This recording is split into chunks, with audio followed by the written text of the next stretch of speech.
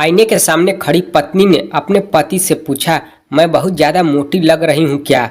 झगड़ा न हो जाए ये सोचकर पति मुस्कुराकर बोला, अरे नहीं, बिल्कुल भी नहीं। पत्नी खुश हो गई और बोली, ठीक है, तो फिर मुझे अपनी बाहों में उठाकर फ्रिज तक ले चलो, मुझे आइसक्रीम खानी है। परिस्थिति नियंत्रण के बाहर जाती देख पति बोला, तुम यहीं रुको, मैं फ्रिज उठाकर लाता हूँ। संता बड़ी धीरे धीरे फोन पे बात कर रहा था। बीबी, इतनी धीमी आवाज में किससे बात कर रहे हो? संता, अरे बहन है। बीबी, तो इतनी धीरे से बात क्यों कर रहे हो? संता, तेरी बहन है।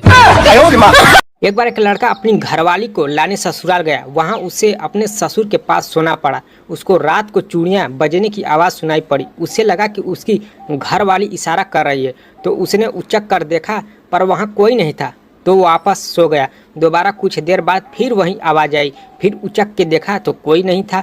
पास सोए ससुर ने कहा, सो जा बावले, भैंस की सांकल बज रही है। बंटी बोला, पड़ोस में क्या चल रहा है? बबली बोला, बर्थडे। बंटी, किसका? बबली, टूयू का। बंटी, टूयू का मतलब? बबली, पता नहीं, सुनाई तो ऐसा ही दे रहा है, happy birthday to you. Teacher, हिम्मत ए मर्दा तो मददे खुदा का मतलब बताओ। बच्चा, जो अपनी बीवी के सामने मर्द बनने की कोशिश करता है उसकी मदद फिर खुदा ही कर सकता है।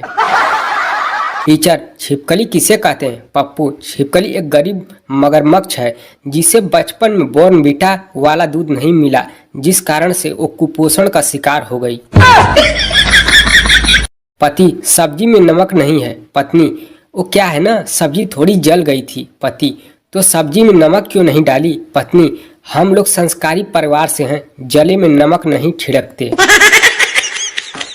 एक आदमी मेडिकल पर गया और बोला, भैया गुब्बारा देना। दुकानदार जैसे ही गुब्बारे लेने पीछे मुड़ा, वो आदमी काउंटर से बबल गम चुरा कर खा गया। बैलून लेकर जाने लगा तो दुकानदार बोला, भैया यूज कर लेना तो वापस दे देना, हम खरीदते हैं। आदमी, अरे वाह, लेकिन आप यूज बैलून का करते क्या है? दुकानदार बोला, बबल। बहुत सारी खोजों के बाद अब पता चला है कि पति पत्नी की लड़ाई की मुख्य वजह है पंडित, क्योंकि इसी ने फेरों के समय आग में घी डाला था।